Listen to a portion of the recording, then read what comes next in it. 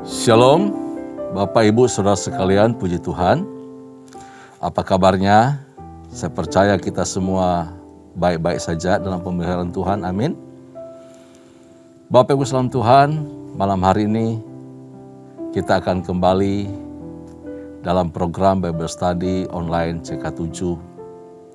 Kita akan menikmati firman Tuhan, kita akan membaca, kita akan merenungkan. Saya percaya banyak pelajaran berharga yang akan Tuhan berikan kepada kita. Ada mana rohani yang begitu indah, begitu baik untuk nutrisi rohani kita. Malam hari ini kita akan membaca dan merenungkan firman Tuhan di dalam 1 Raja-Raja pasalnya yang ke-18. Di sana ada 3 perikop dan saya percaya pelajaran yang indah akan kita bisa ambil dari pasal 18 ini. Seperti apa kisah di dalamnya? Mari kita masuk di dalam hadirat Tuhan. Saya ajak kita nikmati hadirat Tuhan, kita minta kepada Tuhan supaya kita diberikan hikmat untuk mengerti. Kita diberikan akal budi yang sehat, yang baik untuk kita memahami firman Tuhan. Dan kita diberi kuasa oleh Tuhan untuk melakukan setiap kebenaran yang telah kita baca, kita dengar dan renungkan itu. Mari sembah Tuhan. Hinaya-naya rabayana bayana nabayasa. Hori tekenaya sikikina. Indaya sandarana bayara bana bayara baba. Yes, Lord.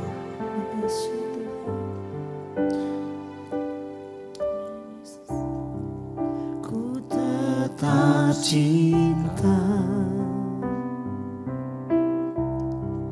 ku tetap cinta, walau badai datang menerpa, ku tetap cinta, ku tetap setia. Ku tetap setia, walau taufan datang menerpa, ku tetap setia. Terlalu banyak yang Tuhan telah beri, takkan mungkin ku balas dari apa yang ku miliki. Ku persembahkan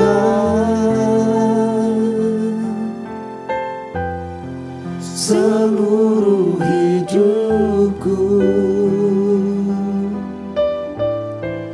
dan ku tetap cinta, biar ku tetap setia untuk selama-lamanya.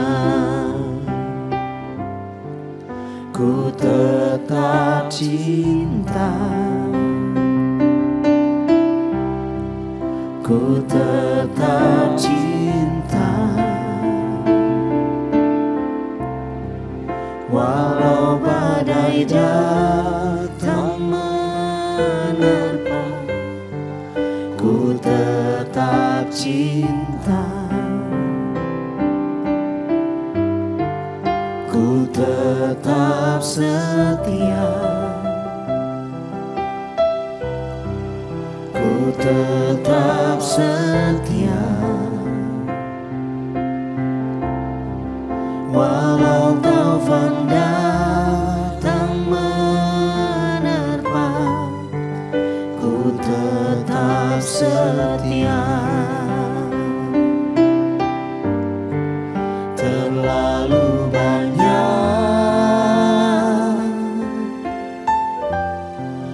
yang Tuhan telah beri, takkan mungkin ku balas dari apa yang ku miliki. Ku persembahkan seluruh hidupku, dan ku tetap cinta, biar ku tetap setia untuk selama-lamanya. Dan ku tetap cinta, dan ku tetap setia untuk selama-lamanya. Dan ku tetap cinta, biar ku tetap setia untuk selama-lamanya. Untuk selama-lamanya. Kami mau mengasihi.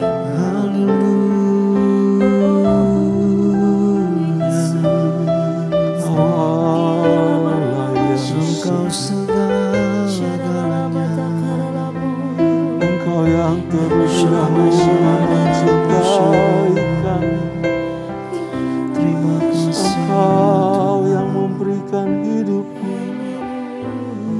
dan mengajar kesetiaan bagi kami. Tuhan, Kaulah segalanya, dari lubuk hatiku ku mau berkata,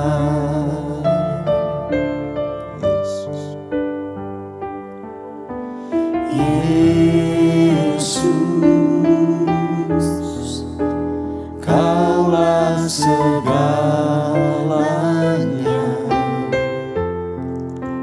tiada yang dapat melebihi Engkau. Selamanya ku puji, ku sembah Yesus. Selamanya ku sanjung nama-Mu. Selamanya tekadku senangkan Engkau. Selamanya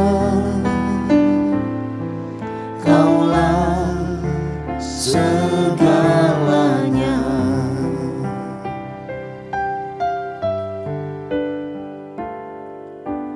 Tuhan,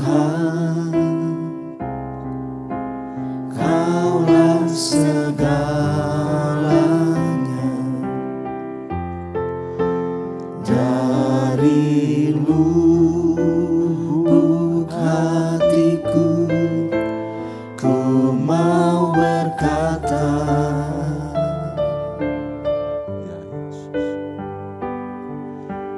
Yesus, Kaulah segalanya, tiada yang dapat melebihi Engkau. Selamanya ku puji, ku sembah Yesus. Selamanya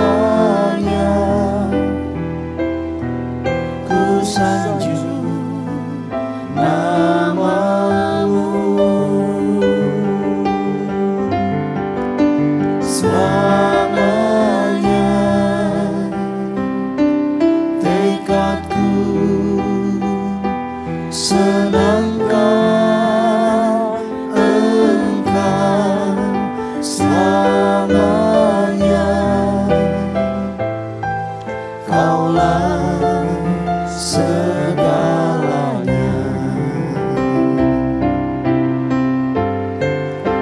Selamanya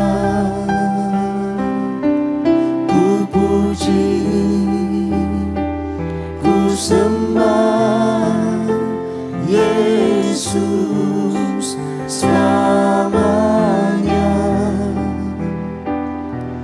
Ku sanjung namamu. Selamanya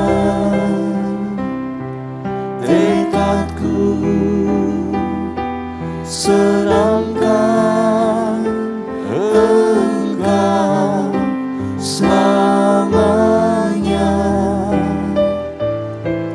Kaulah segalanya. Kaulah segalanya. Kaulah segalanya.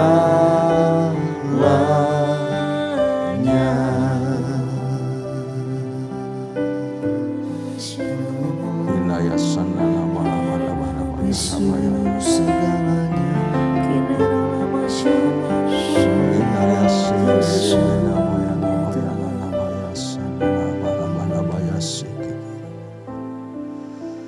Bapa, kami mengucap syukur, janji firman-Mu ya dan amin dalam kehidupan kami, yang selalu memelihara firman itu dan hidup di dalam firman. Mujizat-mujizat luar biasa terjadi ketika firman itu bekerja dan kami nyatakan dengan iman melalui kehidupan kami. Terima kasih ya Tuhan, terpuji-pujilah nama-Mu. Hari ini kami akan belajar dari kebenaran firman-Mu dalam 1 Raja-Raja pasal 18. Biar kiranya firman ini menjadi berkat bagi kami semua, baik hamba-Mu maupun seluruh umat Tuhan yang menyaksikan lewat Bible Study online CK7 ini. Bersama-sama kami menikmati berkat dan urapan Tuhan. Terpuji-pujilah nama-Mu. Dalam nama Yesus kami bersyukur, kami berdoa. Haleluya. Amin. Puji Tuhan, Bapak Ibu kasih dalam Tuhan, setelah kemarin kita belajar pasal 17 dari 1 Raja-Raja, bagaimana mujizat yang luar biasa Tuhan kerjakan, pemeliharaan Tuhan yang nyata sempurna kepada hambanya yaitu Elia, tapi juga kepada perempuan janda di Sirofenisia atau di janda Sarfat. Dan kemudian kita bisa melihat bagaimana persediaan makanan tidak pernah habis-habisnya sampai masa kekeringan itu berlalu. Dan juga mujizat pertama ketika berita ada yang mati dibangkitkan, itu dikerjakan Tuhan melalui Nabi Elia juga. Mujizat-mujizat yang luar biasa, itu tanda campur tangan Tuhan, pemeliharaan Tuhan kepada orang-orang yang percaya dan berjalan di dalam kebenaran firman Tuhan. Nah, hari ini ada beberapa perikop yang kita pelajari. Perikop pertama Elia dan Obadja, lalu Elia bertemu dengan Ahab, dan Elia di Gunung Karmel. Kita akan baca, Bapak Ibu salam Tuhan, di Alkitab saya halaman 387. Saya akan pandu kita untuk membaca perikop pertama ini, Elia dan Obadja. Demikian firman Tuhan, dan sesudah beberapa lama datanglah firman Tuhan kepada Elia dalam tahun yang ketiga. Pergilah, perlihatkanlah dirimu kepada Ahab, sebab aku hendak memberi hujan ke atas muka bumi. Jadi setelah 3 tahun berlalu, Elia disuruh lagi menghadap, bertemu dengan Ahab, bahwa Tuhan akan menurunkan hujan ke atas muka bumi. Berarti masa penghukuman akan berakhir. Nah, inisiatif untuk mencurahkan hujan itu datang dari Tuhan, bukan karena Elia punya mau. Tuhan yang akan menyelesaikan penghukuman itu, mengakhiri penghukuman itu kepada Israel dengan cara mencurahkan hujan ke atas muka bumi. Ayat kedua, lalu pergilah Elia memperlihatkan dirinya kepada Ahab. Adapun kelaparan itu berat di Samaria. Sebab itu Ahab telah memanggil Obadya yang menjadi kepala istana. Obadya itu seorang yang sungguh-sungguh takut akan Tuhan. Saking beratnya kelaparan, kekeringan yang melanda Israel, Ahab sendiri turun tangan. Dia juga terlibat untuk mencari sumber mata air dan juga rumput-rumput. Dia ajak kepala istana kerajaan, yaitu yang bernama Obadya. Ini Obadya bukan Obadya Nabi Obadya ya, beda. Obadya ini adalah Obadya kepala istana, tapi diberitahu dia orang yang takut akan Tuhan. Ada kata sungguh-sungguh lagi. Sungguh-sungguh, ini suatu penegasan bahwa nggak main-main. Hormat takut Tuhannya si Obadya kepada Tuhan. Jadi dia sekalipun di tengah-tengah istana Ahab, dia tidak terlibat di dalam penyembahan berhala. Dia tidak ikut-ikutan. Aduh, ini iman luar biasa, iman seperti ini. Ini karakter orang yang luar biasa mengasihi Tuhan. Dia tidak tunduk kepada atau terpengaruh kepada Ahab dan istrinya untuk menyembah Baal serta Aserah. Tidak sama sekali. Diberitahu dia sungguh-sungguh takut akan Tuhan. Lalu diberitahu sejak kecilnya. Wah, kita punya anak-anak kecil ya. Kalau kita ceritakan firman, ajarkan firman, membaca firman, lakukan firman, hidup sesuai firman, sampai besar dia akan menjadi orang yang sungguh-sungguh takut akan Tuhan. Firman yang telah ditabur, telah dia dengar, tidak akan pergi begitu saja, tidak akan hilang begitu saja. Dia bisa mengalami masa-masa hilang atau senyap. Dia bisa mengalami masa-masa tanda kutip nakal oleh karena perjalanan hidup. Tapi suatu titik firman itu akan berbicara. Sekali seseorang menjadi milik Allah, dia akan menjadi milik Allah untuk seterusnya. Tuhan akan menjamah dia, mengembalikan dia, memulihkan dia. Tapi ini menarik dengan Obadya, Bapak Ibu kasih dalam Tuhan. Nanti di nats-nats berikutnya, di ayat-ayat berikutnya, diperkenalkan bahwa ketika Ahab meminta, oke, kamu ke kanan, aku ke kiri. Kalau kamu ke utara, saya ke selatan. Kalau kamu ke timur, aku ke barat. Kira-kira seperti itu. Ya, kita berpencar, mencari. Jangan sampai ternak kita mati, baik kuda maupun bagal. Nggak perlu lagi kita potong mereka karena mau mati itu. Tarik-tarik nafas pendek, lantaran sudah kelaparan. Lalu menolong mereka, kita sembeli, kita makan mereka. Jangan lagi seperti itu. Di perjalanan untuk mencari sumber mata air dan rumput, Obadya bertemu dengan Elia. Wow, nabi ini muncul setelah 3 tahun ya, kelaparan panjang. Lalu bertemu, diberitahu ayat ke-7, Obadya di tengah jalan, ia bertemu dengan Elia. Setelah mengenali dia, ia sujud serta bertanya, engkaukah ini hai tuanku Elia? Jawab Elia kepadanya, benar, pergilah, katakan kepada tuanmu Elia, kepada tuanmu Elia ada. Malah si Obadya yang kaget, wow, saya harus sampaikan kepada Ahab bahwa saya ketemu Elia. Wah, ini gimana ini? Nanti kalau saya kasih tahu, tiba-tiba Tuhan nanti pindahkan Elia atau lenyapkan Elia atau pindahkan kemana, sembunyikan Elia kemana. Kemudian Ahab mencari ke tempat ini ternyata tidak ada, aku nanti yang dibunuh. Singkat cerita seperti itu Bapak Ibu Salam Tuhan. Pikiran dari Obadya. Wajar-wajar saja, karena selama ini kota, kerajaan, tetangga sudah bekerja sama dengan Ahab untuk menemukan Elia. Segenap kekuatan prajurit telah dikerahkan untuk mencari di mana Elia bersembunyi. Tidak ketemu sama sekali. Mungkin Obadya menganggap, wah Tuhan yang sembunyikan dia. Kalau Tuhan sembunyikan, siapa yang bisa temukan? Kira-kira gitu.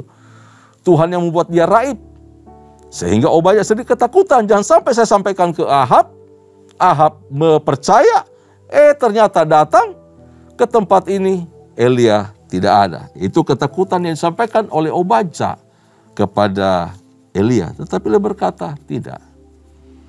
Ya, aku tetap ada di sini, Tuhan yang sudah memerintahkan. Diberitahu di ayat yang ke-15, jawab Elia, demi Tuhan semesta alam yang hidup, yang kulayani, sesungguhnya hari ini juga aku akan memperlihatkan diri kepadanya. Kenapa Elia berani? Karena Tuhan yang perintahkan. Tuhan yang suruh. Tuhan yang suruh. Jadi Bapak Ibu saudara Tuhan, kalau kita menerima janji Allah, firman Tuhan,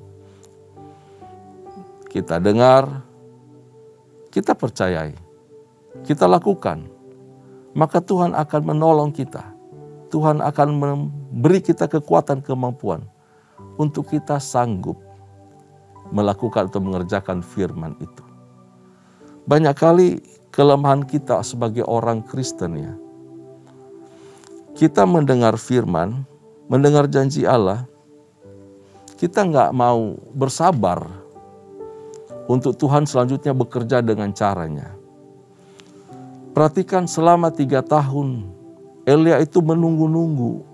Elia juga udah mungkin nggak kerasan dengan kelaparan, dengan kekeringan. Waduh, gimana ini? Tetapi Bapak Ibu saudara Tuhan, Elia bersabar menunggu waktu Tuhan, menunggu firman Tuhan dulu datang kepada dia. Elia tidak bertindak tanpa mendengarkan firman. Setelah mendengar firman, baru dia bekerja. Lalu dia hadir, lalu dia menampakkan diri. Banyak kali kita sudah percaya nih baca firman Tuhan. Oh begini-begini, firman Tuhan pasti akan menolong saya. Tetapi kita tidak mau konfirmasi. Kita nggak mau sabar, kita mau tunggu. Benar nggak ini waktunya Tuhan? Lalu kita ambil keputusan sendiri. Kita mau membantu Tuhan dengan cara kita. Dan tentu hasilnya pasti akan berbeda. Kita berusaha membantu Tuhan. Sama seperti kondisi Abraham dan Sarah. Abram dan Sarah berusaha membantu Tuhan. Oh mungkin dengan cara ini anak perjanjian itu hadir. Akhirnya apa? Kesalahan fatal yang mereka lakukan. Jangan coba-coba membantu Tuhan Bapak Ibu saudara Tuhan. Biarkanlah firman datang. Kita renungkan. Kita pahami sungguh-sungguh. Tuhan akan hadir, Tuhan akan mengerjakan apa yang menjadi bagiannya tepat sesuai waktunya Tuhan. Ya, Elia memilih untuk seirama dengan Tuhan. Setiap derap langkahnya, dia tunggu waktu Tuhan. Datang firman, dia ketemu langsung dengan Ahab. Yang menjalani hidup menurut firman Tuhan. Saudaraku, mari kita terus belajar lebih lagi untuk mendengarkan suara Tuhan, lalu mentaatinya. Perhatikan, Ahab kaget mendengar bahwa Obadja bertemu dengan Elia. Lalu dia datang, dia bertemu, dia cari di mana Elia itu berada. Di bagian sebelum di atas ya, di ayat-ayat ketika Obadja bertemu dengan Elia, dia beritahu bahwa Obadja itu memelihara 100 nabi Tuhan. Mungkin 100 nabi Tuhan ini bukan nabi seperti Elia. Mungkin mereka adalah kelompok sisa-sisa para imam yang kemudian mengajar orang-orang Israel yang masih setia kepada Tuhan. Jadi mereka diburu oleh Isabel untuk dihancurkan, untuk dilenyapkan supaya tidak ada lagi hormat takut akan Tuhan Allah Israel di tengah-tengah Israel. Obadja ini memelihara 100 nabi. Dikelompokkan dalam 2 kelompok di gua, 50 masing-masing gua. Di ayatnya yang ke-13 dan 14. Dibagi 50 masing-masing gua. Dan dari makanan istana mereka bisa makan. Wow, ini pemeliharaan Tuhan luar biasa Bapak Ibu Saudara Tuhan. Tengah kelaparan luar biasa, hamba-hamba Tuhan dipelihara. Anak-anak Tuhan dipelihara. Orang-orang yang mengajarkan kebenaran, orang-orang hidup dalam kebenaran dipelihara oleh Tuhan. Dapat makanan dari mana? Suplai dari istana pula. Saya juga heran, Obadja bisa sedemikian rapi mengaturnya. Dan kemudian suplai makanan itu tidak ketahuan, dikirim kemana. Ini luar biasa, untuk 100 orang kalau setiap hari itu bukan makanan yang sedikit. Apakah Obadja tidak ada ketakutan di dalam hatinya? Dia pasti ada kengerian sedikit. Itu kalau ketahuan pasti dibunuh. Tetapi dia berani, karena dia lebih tunduk kepada Allah. Hormat kepada Allah, sungguh-sungguh takut akan Tuhan. Sampai-sampai nyawanya pun dia tidak perhitungkan. Tetapi di sini, ketika dia ketemu Elia, lalu Elia mau ketemu dengan Ahab, dia sendiri juga mulai goyah. Ini benar gak Elia? Wow, sekian banyak, sekian lama orang mencari dan membunuhmu. Dan sekarang engkau akan memperlihatkan dirimu. Kalau engkau tiada, aku yang akan mati. Di ayat 16 dan seterusnya, perikop kedua Elia bertemu dan Ahab. Lalu pergilah Obadja menemui Ahab dan memberitahukan hal itu kepadanya. Kemudian Ahab pergi menemui Elia. Segera sesudah Ahab melihat Elia, ia berkata kepadanya, engkaukah itu yang mencelakakan Israel? Wow, ini tuduhan yang luar biasa. Ketemu, tahu itu Elia, langsung dituding, engkaukah itu yang mencelakakan Israel? Bapak Ibu Tuhan, ini adalah kalimat intimidasi yang datang daripada iblis. Tetapi perhatikan, Elia menjawab, bukan aku yang mencelakakan Israel. Bukan aku yang mencelakakan Israel. Melainkan engkau ini dan kaum keluargamu, sebab kamu telah meninggalkan perintah-perintah Tuhan. Dan engkau ini telah mengikuti para Baal. Sebab itu, kumpulkanlah seluruh Israel ke Gunung Karmel. Juga nabi-nabi Baal yang 450 orang itu dan nabi-nabi Asyera yang 400 itu, yang mendapat makan dari meja istana Isabel. Wow, ini dengan lantang pula Elia merintahkan Ahab untuk melakukan pertarungan rohani, Bapak Ibu Salam Tuhan. Kumpulkan di Gunung Karmel 850 nabi palsu, 450 Baal dan 400 nabi Asyera. Ini Baal dewa kesuburan bangsa Kanaan, sedangkan Asyera adalah dewinya, jadi suami istri, Bapak Ibu Salam Tuhan. Baal dan Asyera itu suami istri di dalam penyembahan berhala. Ini dikawinkan, digabungkan. Asyera itu sesembahan dari Isabel, bangsa Sidon sana. Sedangkan wilayah pendudukan Israel lebih kepada Baal. Dan paling tinggi, dewa paling tinggi adalah Baal itu sendiri. Jadi ini dahsyat sekali kejahatan yang dibuat oleh Elia. Mengkawinkan dua penyembahan berhala. 450 Baal, 400 Asyera. Semuanya pendeta-pendeta import ini. Pendeta-pendeta import didatangkan dari Sidon untuk membuat orang Israel menyembah berhala. Untuk membuat orang Israel jauh daripada Tuhan. Tetapi Elia tidak gentar dengan mereka. 1 lawan 850. Satu nabi benar melawan 850 nabi palsu. Perhatikan, intimidasi yang diberikan oleh Ahab ini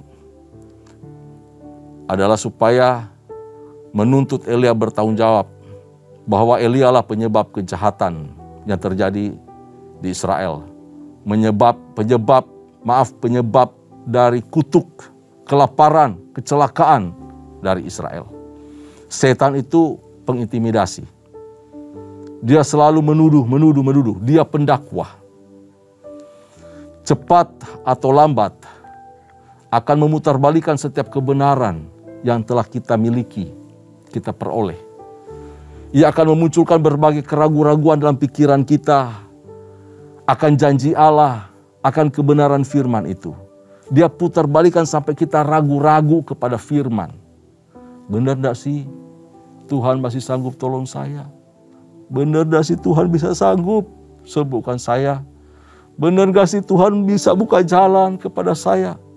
Benar enggak sih ada terang di ujung sana? Dan seterusnya. Berbagai macam keraguan dimunculkan dalam diri kita. Supaya kita ragu-ragu terhadap janji Tuhan. Bahkan setan di masa kini masa modern ini, itu menanamkan pikiran-pikiran bahwa kejahatan itu baik dan kebaikan itu jahat. Diputar balik Bapak Ibu saudara Tuhan. Ketika engkau berkata bahwa wow, LGBT itu jahat, penyimpangan itu kekejian di mata Tuhan. Tetapi perhatikan, banyak orang akan berprasangka buruk terhadap perkataan kita, terhadap omongan kita, terhadap keyakinan kita. Mereka akan mengatakan bahwa engkau berpikiran sempit. Saya orang ketinggalan zaman, tidak bisa menerima HAM, tidak bisa menerima kebebasan orang. Kita menjadi seorang yang gampang menjudge. Segala macam tuduhan diberikan kepada kita.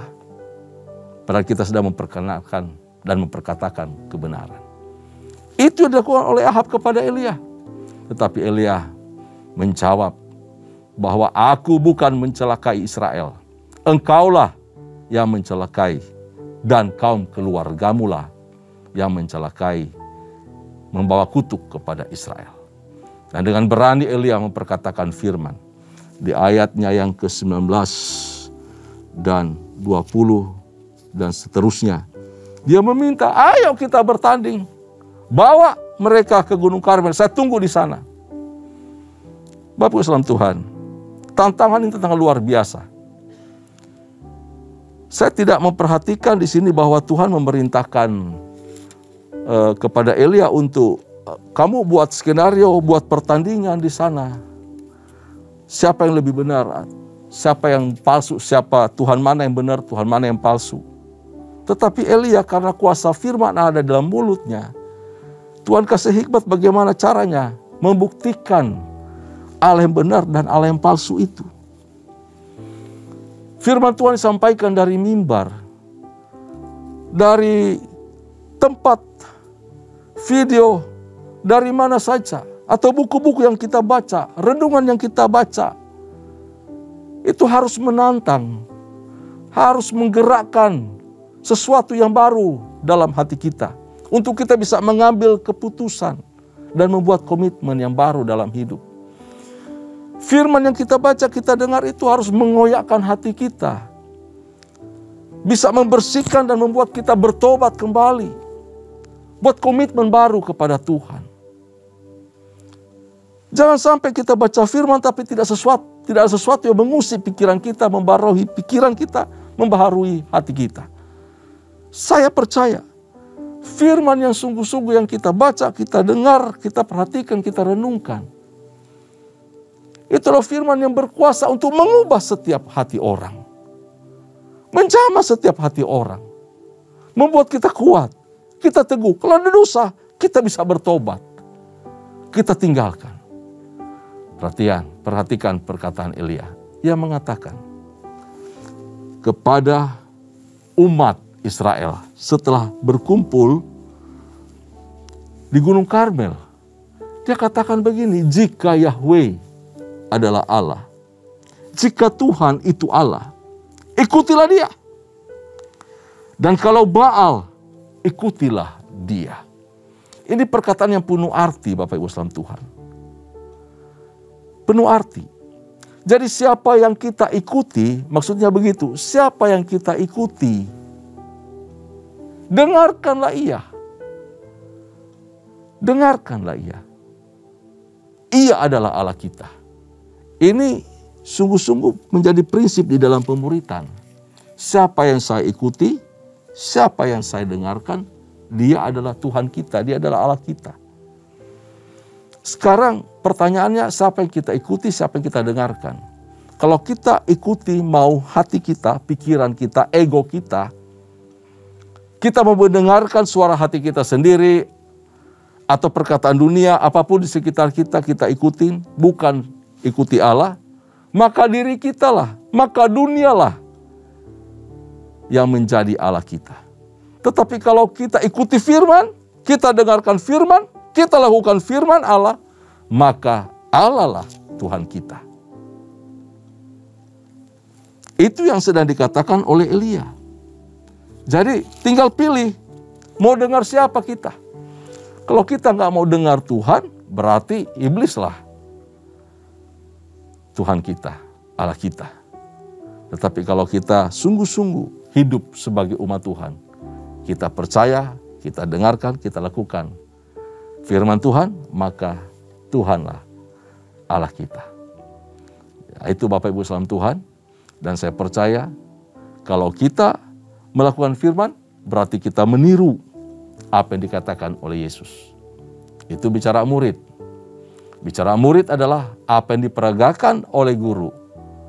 Maka kita akan melakukannya dengan sungguh-sungguh dalam kesetiaan dan dalam ketaatan. Sehingga Tuhan dipermuliakan. Bapak Ibu salam Tuhan, meskipun kita punya mulut ini mengaku percaya, namun kalau kita tidak mengikuti teladan Yesus, maka Yesus itu bukan Tuhan kita. Yesus tidak menjadi Tuhan di dalam kehidupan kita. Saya mengajak kita untuk menjadi murid Yesus. Amin. Untuk melakukan kehendak Yesus. Mengikuti apa yang telah Yesus peragakan.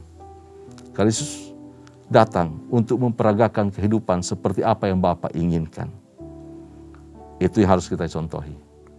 Maka kita menjadi umat-umat kepunyaan Tuhan. Saudaraku, Tuhan itu bela firman-Nya loh. Tuhan bela firman-Nya. Di ayat yang ke-22. Ayat yang ke-22 dikatakan demikian. Lalu Elia berkata kepada rakyat itu, hanya aku seorang diri yang tinggal sebagai nabi Tuhan. Padahal nabi-nabi Baal itu ada 450 orang banyaknya. Sebelum dimulai pertandingan, ada satu kalimat yang menarik buat saya, yaitu hanya aku seorang diri yang tinggal sebagai nabi Tuhan. Elia ini tahu bahwa ada 100 nabi yang sedang disembunyikan dan dipelihara, hidup dari istana Ahab. Tetapi kalimat ini, saya kira cuma satu ini, ternyata masih ada 3 kalimat lain yang terdapat di dalam Fatsal 19. Saya mau sampaikan sesuatu yang berbeda untuk kita. Ini proses belajar firman Bapak Ibu salam Tuhan. Yakobus pasal 5 ayat 16, 17, 18 diberitahu bahwa Elia itu manusia biasa. Sama seperti kita. Penegasannya adalah manusia biasa. Manusia biasa itu bisa bikin salah. Manusia biasa itu punya karakter yang bisa buruk, bisa baik. Manusia biasa itu penuh keterbatasan. Tetapi luar biasa Tuhan tidak melihat kekurangan Elia. Kekurangan Elia tidak menjadi hambatan, Allah memakai dia dengan luar biasa. Kenapa? Kalau saya melihat dan baca baik-baik kalimat ini, hanya aku seorang diri yang tinggal sebagai nabi Tuhan. Ini bisa berarti kalimat sesuatu kesombongan atau ada kebohongan. Betul-betul. Ada semacam manipulasi atau mengasihani diri, boleh dikata demikian, dari Elia. Adakah satu kesombongan, cuma aku sendiri loh yang tinggal sebagai nabi Tuhan. Tidak ada yang lain. Padahal masih banyak. Dan dia sendiri sudah tahu itu. Dapat informasi dari Obadya. Bapak Ibu salam Tuhan, maksudnya apa? Dengan konteks Elia di sini sedang menantang nabi-nabi Baal dan Asyera. Begini, ada kebenaran yang baik di sini. Kita tidak harus sempurna untuk Allah memakai kita. Kita tidak dituntut menjadi seorang manusia yang hebat, yang super, untuk kemudian Allah bisa memakai kita. Elia di dalam kekurangannya, dia manusia biasa. Tetapi Allah memakai dia. Allah memakai Elia. Elia mendapatkan firman dari Allah. Dan ia tetap setia kepada Tuhan. Dan ia bertindak atas firman. Bukan berarti, berarti tidak apa-apa dengan soal sombongnya, dengan soal kebohongannya, dengan soal yang lain-lainnya ini. Berarti nggak masalah dong dengan sikap tersebut. Tidak demikian Bapak Ibu saudara Tuhan. Bukan begitu maksudnya. Meskipun banyak yang salah dan kekeliruan dalam hidup yang dilakukan, memang itu bisa mematikan, berbahaya bagi seseorang, bisa merusak karya Tuhan di dalam dirinya. Tetapi itu tidak membuat karya Tuhan kemudian berhenti. Tuhan tetap pakai kita. Tuhan tetap pakai Elia. Kalau banyak kekurangan, banyak masalah, banyak salah, banyak dosa, kita itu sedang menghancurkan diri kita sendiri. Ya, sebab ketika kita hidup di dalam keangkuhan, kita membuka diri pada iblis. Jadi sekali lagi saudaraku, Tuhan tetap bela firman-Nya. Ini demi umat Israel, maka mujizat itu harus terjadi dan dikerjakan melalui nabinya yang setia dan taat itu. Jadi semua karena kasih karunia Tuhan. Amin. Tuhan pakai Elia karena kasih karunia Tuhan. Tuhan pakai kita juga, Bapak Ibu Saudara, karena kasih karunia Tuhan. Nah, Bapak Ibu salam Tuhan, kita perhatikan di bagian berikutnya, di ayat-ayat terakhir dari kisah ini, pertarungan hebat terjadi. Tapi ada syaratnya. Ayo, Elia kasih tahu begini, suruhlah kasih kemari 2 korban, lembu atau sapi, masing-masing ambil 1, lalu bikin mezbah. Kemudian mulailah nabi-nabi palsu itu memotong lembu, lalu mereka kemudian meminta kiranya lembu ini dibakar oleh api. Suruh minta. Tapi tidak terjadi apa-apa. Mereka putar keliling, berdoa, berteriak, menore-nore bahkan. Darah bercucuran. Tidak ada yang terjadi. Baal tidur. Baal tidur kali. Dia jalan-jalan kali. Atau dia lagi makan-makan sedap. Tapi tidak terjadi apa-apa. Lalu sekarang giliran dari Elia. Elia menyuruh orang Israel mendekat kepadanya. Apa yang terjadi? Kenapa disuruh mendekat? Untuk memperbaiki mezbah Tuhan. Memperbaiki hidup. Memperbaiki hubungan dengan Tuhan. Hidup dalam pujian dan penyembahan kepada Tuhan. Ini langkah-langkah Elia untuk mengalahkan Nabi Baal, Bapak Ibu salam Tuhan. Lalu kemudian apa yang dilakukan Elia? Elia itu menyusun 12 batu. 12 batu itu simbol dari 12 suku. Israel harus tetap unity. Nggak boleh terpecah belah. Di Yerusalem itu adalah pusat ibadah. Ayo kita arahkan hati ke Yerusalem. Pikiran ke Yerusalem, di sana tata Allah. Pada zaman perjanjian lama seperti itu. Boleh kita terpisah dengan wilayah, tetapi hati kita harus tertuju kepada Tuhan. Allah yang benar, yang berdiam di bait Allah, Yerusalem. Penyembahan kepada Allah yang benar harus ada, harus dibangun. Yang namanya kesatuan roh. Kesatuan dalam perjanjian dengan Tuhan sebagai suku Israel, anak-anak Yakub, umat kepunyaan Allah. Langkah ketiga berikutnya, Elia membuat parit sekelilingnya, sekeliling mezbah itu, menyusun kayu api, lalu potong lembu di atasnya dan menyiram 12 buyung air, basah semua dengan air. Bahkan paritnya itu melimpah dengan air, meluber airnya keluar. Elia mempersembahkan paling berharga dalam masa kekeringan, yaitu air. Penuh kemurnian dan ketulusan menghadap Tuhan dengan pengorbanan yang luar biasa. Apa yang berharga yang menjadi milik kita. Kita bisa persembahkan kepada Tuhan supaya mujizat, pemulihan, berkat mengalir melimpah dalam kehidupan kita. Yang terakhir yang Elia lakukan adalah Elia menaikkan doa yang benar dengan penuh kesungguhan di hadapan Tuhan.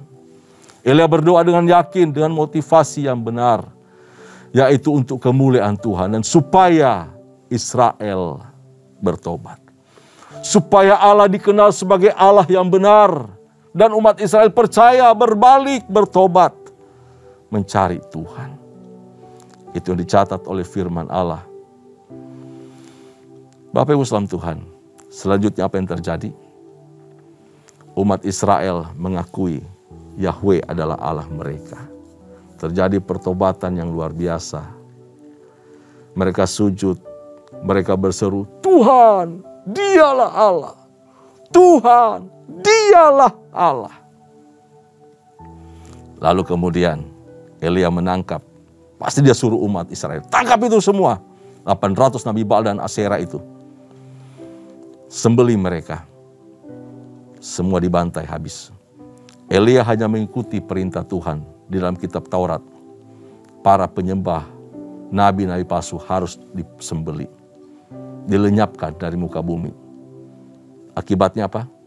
Hujan turun. Tuhan memenuhi janjinya. Dia menurunkan hujan. Bukan karena Elia, tetapi karena firman-Nya harus digenapi, harus dinyatakan. Oleh karena pertunjukan Tuhan kepada umat bahwa Dia adalah Allah yang sesungguhnya. Dan Israel bertobat karena Allah mengasihi umat-Nya. Yang kita salut dari Elia adalah ketaatannya, kesungguhannya. Sekali lagi, dia manusia biasa seperti kita. Tapi dia telah bersungguh-sungguh. Dengan iman dia percaya ada firman di mulutnya. Dan atas firman itu dia berdoa, dia berseru. Tuhan menjawab. Semua ini menunjukkan kepada Israel dan kita semua. Bahwa hanya Yahweh, Tuhanlah Allah yang benar. Yang telah menyatakan dirinya bagi kita dalam Kristus Yesus Tuhan kita. Tetap kuat, tetap percaya, jangan goyah imanmu, yakin firman yang tinggal dalam diri kita adalah benih yang hidup, benih kekal. Yesus Kristus Tuhan kita tetaplah Allah sampai selama-lamanya. Amin. Kita berdoa. Bapa Surgawi, terima kasih buat hari ini. Firman yang telah kami baca, kami renungkan dalam 1 Raja-Raja pasal 18 ini. Mengajak kami untuk belajar mendengar, membaca dan mentaati firman Tuhan. Supaya firman itu tumbuh dalam kehidupan kami. Membangkitkan roh takut akan Tuhan di dalam hidup kami. Sehingga kami menjadi orang-orang yang mengasihi Tuhan dalam hidup ini. Firman-Mu mengajar kami untuk berani memperkatakan kebenaran, memperkatakan firman dengan iman. Dan dengan kesungguhan memanjatkan doa yang didasarkan pada kebenaran firman. Maka janji-janji Tuhan, kuasa Tuhan, mujizat, pertolongan Tuhan sungguh nyata dalam kehidupan kami. Iblis tidak punya peluang mengintimidasi dan mencuri firman dalam kehidupan kami. Karena firman-Mu tinggal tetap berakar, bertumbuh, berbuah dalam pikiran, dalam hati dan tindakan kami. Terima kasih Tuhan. Kami mau terus memperbaiki hidup, memperbaiki hubungan kami dengan Tuhan. Baik di dalam jam doa, dalam pujian dan penyembahan kami kepada Tuhan. Untuk memelihara keunitian kami dengan sesama di dalam keluarga, di dalam pelayanan. Yang telah diikat dalam perjanjian, komitmen bersama rekan-rekan kami, saudara-saudara kami seiman. Dalam hidup berjemaat, Tuhan menolong kami. Sehingga kami bersama-sama dapat mempersembahkan yang terbaik, yang termanis kepada Tuhan sepanjang pengiringan kami kepadamu.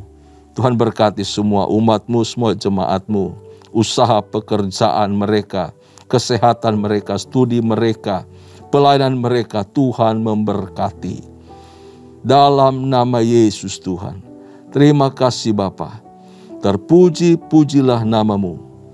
Pada akhirnya, kekasih-kekasih Tuhan, arahkan hatimu di hadapan Tuhan. Terimalah berkat anugerah yang melimpah dari Allah Bapa melalui Kristus Yesus Tuhan kita, serta persekutuan yang manis dengan Allah Roh Kudus menyertai kita mulai malam hari ini sampai parusia Tuhan datang pada kali yang kedua, bahkan sampai selama-lamanya. Setiap kita yang percaya, sama-sama katakan, amin, amin, amin. Tuhan Yesus memberkati.